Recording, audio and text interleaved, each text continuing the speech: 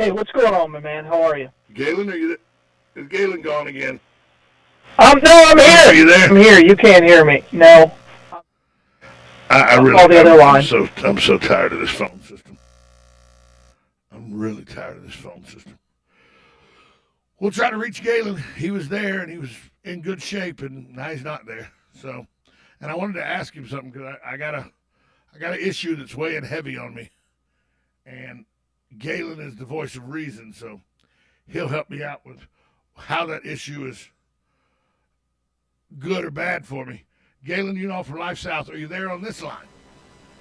I am on this line. I'm on the Hello, front Galen. end, not the back end. Now I've lost all the lines. I am here. Oh. I've lost the phone lines completely now. Okay. Oh. Are you there, Galen? I am. Well, I am. I can don't know hear. what's going on now. I've lost all the phone lines. Huh. Well, we'll take a break. We'll try to get Galen back on. We have to go out. Sorry, folks. We'll be right back after this timeout on 1370 AM, 96.3 FM, WOCA, The Source. Hi, this is JP from Penn Flooring here in Ocala. I would like to invite you to come in and visit our spacious showroom where we have solutions for every style and budget. From wall-to-wall carpet to hardwood floors and tiles, we have an unsurpassed selection of flooring. At Penn Flooring, we've provided quality customer service with a family touch for over 25 years. Visit our website at pennflooring.com or come by our showroom, 1201 Southwest 17th Street, just over the bridge. Penn Flooring, quality customer service with a family touch. You're getting ready to move and you work hard. That's why you call Two Men in a Truck, 352-289-0666. You need pros. Trained professional moving experts to do the heavy lifting for you. That's why you call Two Men in a Truck, 352-289-0666. They care about your things as much as you do, and they do it fast and right. That's why you call Two Men in a Truck, 352-289-0666. Visit twomeninatruck.com and get moving. Two Men in a Truck. Hello, I'm Mark Sears with Regency Printing. With over 10 years in the printing business, I know you'll find Regency Printing the place for all your local printing needs. Plus, I have fax services, mailbox rentals, notary service, U.S. mail, pack and ship, all at one convenient location, 2375 Northeast 25th Avenue. Just look for the yellow signs. Regency Printing, 789-6683. That's 789-6683. Regency Printing.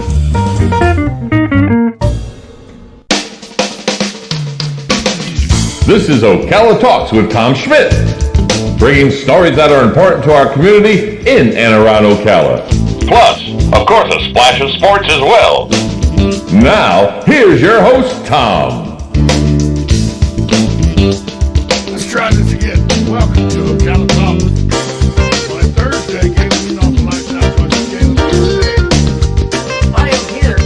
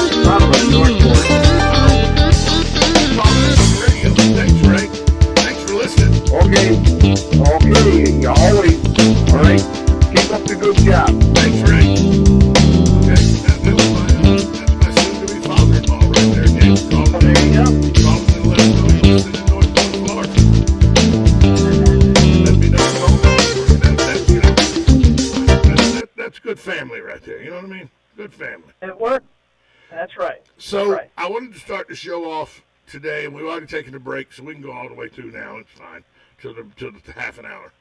Galen, I have a problem, and I need your help. Okay, I'm here for you. Let's see if I can solve it. I've fallen victim to something that I hate, and I don't know what to do about it. Okay. I hate anybody who bandwagons any kind of sporting event.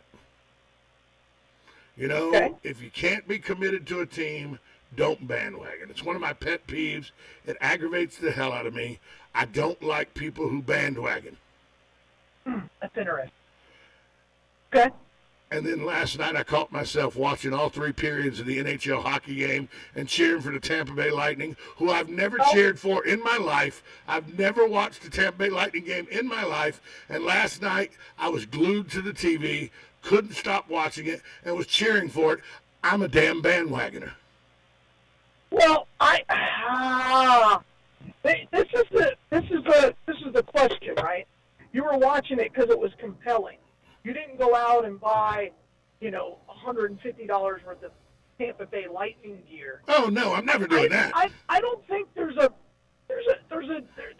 you could become a fan of a team.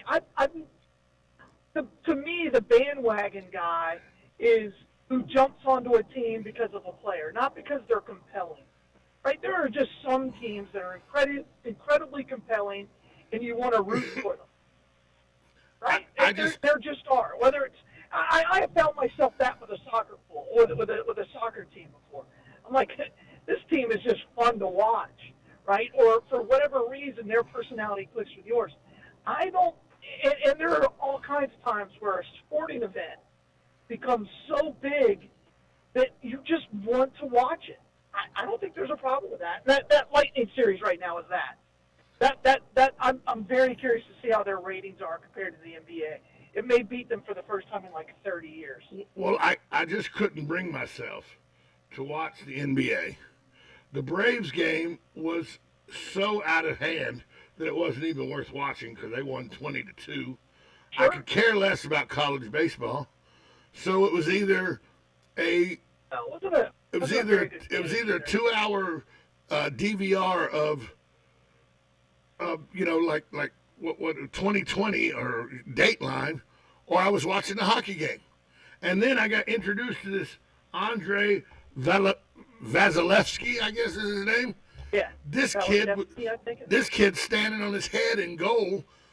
Tampa Bay wins 3-1, but the reason they won is because of the goalie. Because Montreal should have had like 8 goals. It was amazing what he did in the net, and I just couldn't stop watching it. And I found myself every time. I mean, it was pins and needles till they scored that 3rd goal in the 3rd period. It was pins and needles because Montreal. It was clear to me because I watch hockey. I'm a Rangers fan, so I get my heart snatched out all the time. I've been a Rangers fan since when I joined as a bandwagoner in 1994 with Mark Messier. And I've been a Ranger. I can tell you a story about that. I've been a Ranger fan ever since. So I get it. I jump on the bandwagon in '94, but I dedicate myself to the Rangers, and they've been horrible ever since. They just snatch your heart out. They get right there and they get in the playoffs. So, but last night I found myself cheering for Tampa because I know Montreal was the better team on the ice last night, but Tampa still won the hockey game.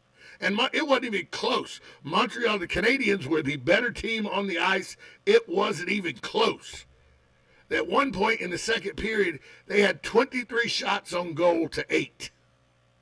It wasn't even close. Right. Montreal was the better team on the ice last night, and yet Tampa wins 3-1. That's just compelling. That's compelling sports. Well, and that's why we watch, right? It was just an incredible story, and when you get a guy that's playing that well, and the Lightning, you say they got outplayed.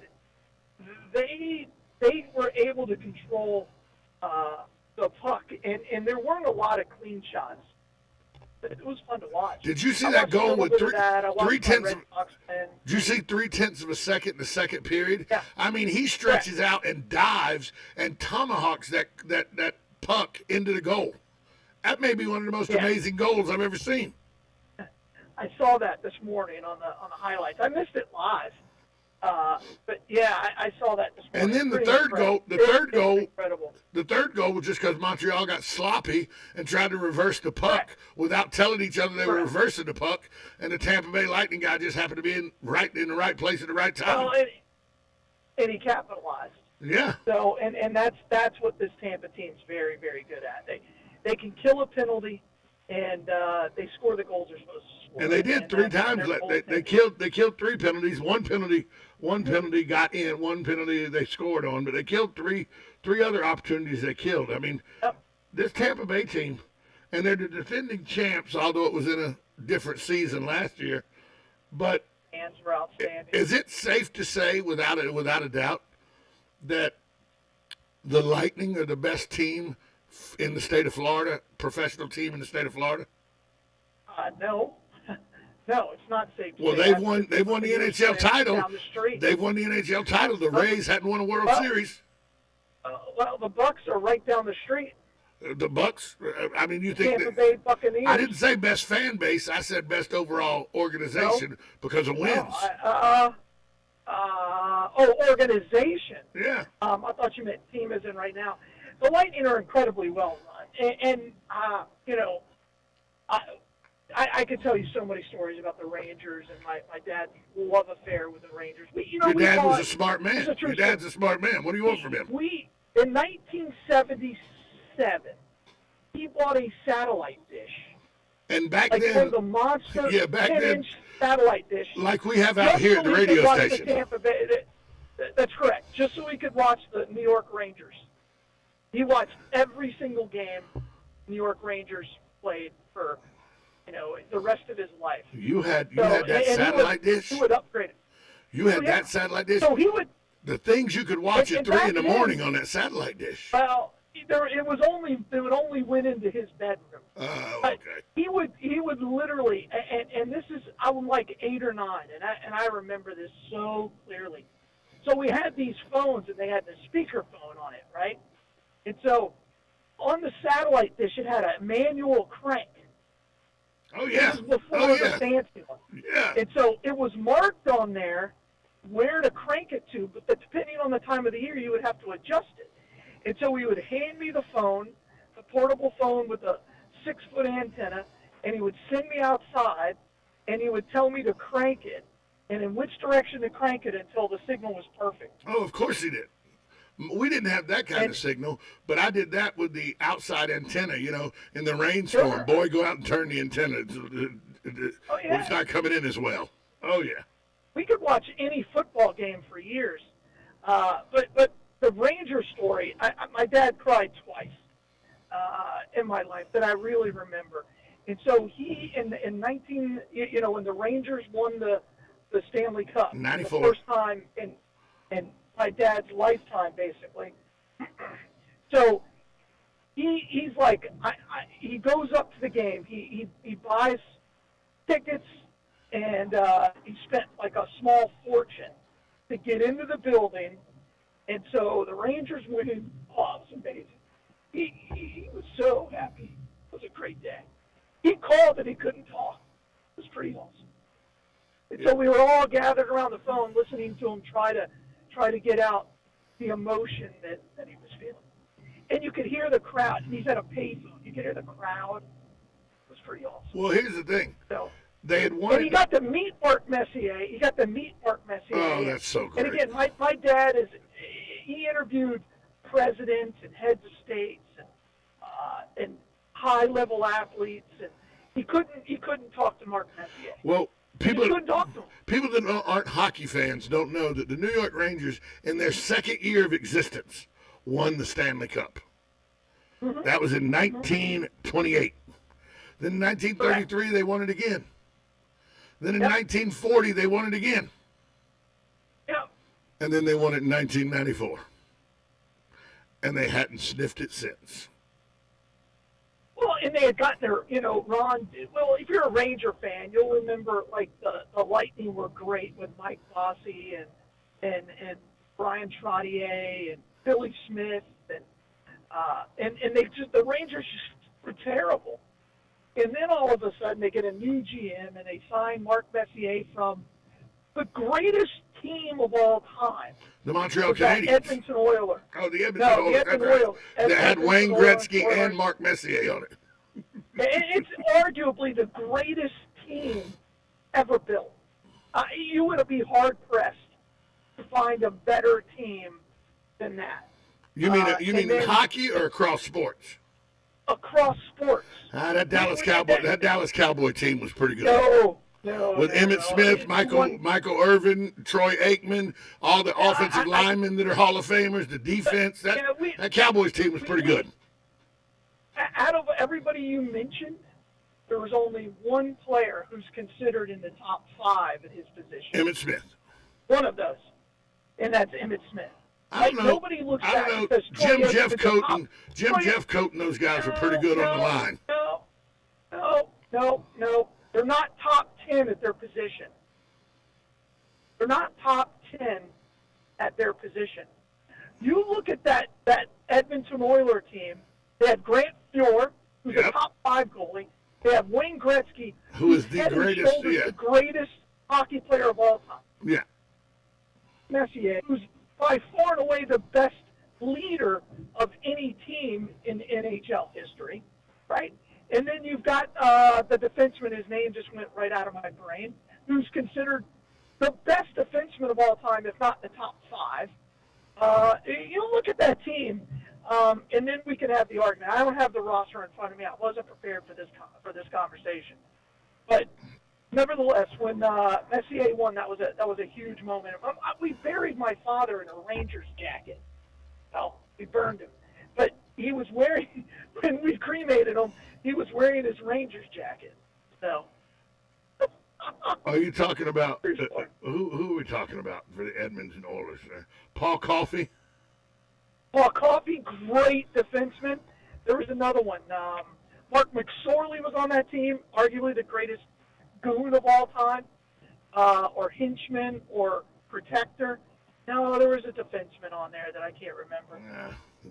Hockey's not my thing. So, but last night, I know, but last night I felt a twinge of aggravation though, because I felt like I jumped on the bandwagon. 5 titles in a row. Yeah, I'm well aware. They had in the great one. Fashion. They had the great one. They're the greatest team ever assembled. Look, he changed the way the game is. Wayne Gretzky changed the way the game was played. Of course he did. But that team was great, because all of them went on to also have success other places. Wayne Gretzky Wayne Gretzky won a title in Los Angeles. That's all you got to know. Correct. That's all you got to know. And Mark Messier won one in New York with the Rangers. The Rangers. Getting rid of the ghost of 1940. All right, so this is what I want you to think about. And do some homework. You bring me the greatest team ever assembled outside of the Olympics, right? We're not going to talk like a national team, like the Dream Team. Oh. Right? Because the Dream Team that doesn't count. That doesn't count. That Correct. Does not count. Okay? Correct. But you're talking professional sports. I don't. Professional sports. Just real quick thinking about it. Just real quick thinking about it. You're going to have the 27 Yankees. Yeah, the Edmonton Oilers. You're hard pressed to come up with anybody better than those two. Well, and again, in the NFL, you got the 27 Yankees, the Edmonton Oilers team that won 5 in a row. You're going to have to go back to the Packers team or the Cowboys dynasty. The Cowboys dynasty isn't even the greatest team ever assembled. Havlicek and Bill Russell up in Boston, they did pretty good. Well, they did pretty good. They did win They won 11 championships. They did pretty good. Yeah, I mean, they have to be in the conversation. There just weren't that many teams involved, right? I mean, the draft was different. I mean, it was basically whoever the Celtics wanted. But you make a very good point with that Edmonton Oilers team. They won 5 Lord Stanley Cups in a row. 5. Half a decade. By the way, half a decade is the greatest. Is the greatest trophy in all of sport. Okay. I would think. I'm not saying the most coveted. I'm not saying any of that. I would the only think. Trophy. To me, the greatest. Every member of the team, your name is on it. Oh yeah. Forever. Oh yeah, forever. I understand it's a great trophy. I'm partial to the Claret Jug just because it's the one that started golf. So that's me. Pretty. Just me. That's arguable. We can make you could put that in there. That's not. Nobody can look at you and go, well, you're an idiot. That's not a terrible idea. No. I just think Lord Stanley's is a If little I'd high. have said the World Series trophy, you'd have said you're an idiot, and you'd be right. Yeah, You'd be right. Well, that's correct. You'd be right. Or even the Lombardi Trophy. Doesn't have the same history as either one of those two. No. So, but I'm You know what? I'm going to say one thing about the Stanley Cup and why it's better than the Claret Jug. Every player and every member of the team name goes on the trophy. They get to spend an entire day with it. Yeah, if you win the Claret Jug, you get to spend 365 days with it. Yeah, but it's just you. You get to drink. Whereas You and your boys, and you're drinking vodka out of it, and you're drinking beer out of it, and you're drinking Stanley good, Cup has expensive stories. wine. The Stanley Cup has stories. You know Claret Jug doesn't. how you know that Lord Stanley Cup's trophy is better than, say, the Lombardi Trophy? And I'm going to give you one instance that happened recently, and this is no slight. This is just fact. And I'm a football guy. I'm not a hockey guy, so you know that this is genuine. Nobody's throwing Lord Stanley's trophy from boat to boat during a parade. Well, first of all, it's way too big. But Lord Stanley Cup has to be refinished and fixed every year. Whereas, the Stanley, that's the great. This is even better story. That's the greatest moment of the Lombardi Trophy in its history. In its history, was it got thrown from one boat to another boat? Yeah, 100%, 100%. Tom Brady couldn't even walk off the boat. He said that may be the greatest pass I've ever made. That's great. That's the only great moment of the Lombardi Trophy. It's hidden behind glass. I've touched Lord Stanley's Cup. I went to the Hockey Museum in Toronto, and I was able to touch it. I could never touch the Lombardi Trophy. I touched the College National Championship trophy. So that's not that big a deal. The one given to 1AA national champions. Well, there you go. There you go. You're a victor. Hey, all I know is when somebody says, I had a guy, Noah Brindise. I don't know if you know this guy, Noah Brindise. Played quarterback at Florida. He used to give me bunk about. Actually, a really good dude. A really great guy. Great guy. He's hard. He broke my heart as a Seminole fan. I've interviewed him a few times. He's really great guy, but he used to give me stuff every time I'd go to a party at Doring's house or something. I'd get stuff about. Yeah, but you went to a small school. You went to you went to a structural school. Blah blah blah blah. So one night I had to. I walked in. He was giving me the gruff, and I pulled my hands out of my pocket and go, "Yeah, but I got one on each finger. How many you got?" He beat Florida State. Is that what he said? He didn't win 2 national championships. National champion, still a national champion. It doesn't matter. Still a national champion. That's fair. There's only one of them. There's only one every year in every division. So that's all I'm saying. That's all I'm saying. Yeah. So I don't see you as a bandwagon for getting into one. Okay.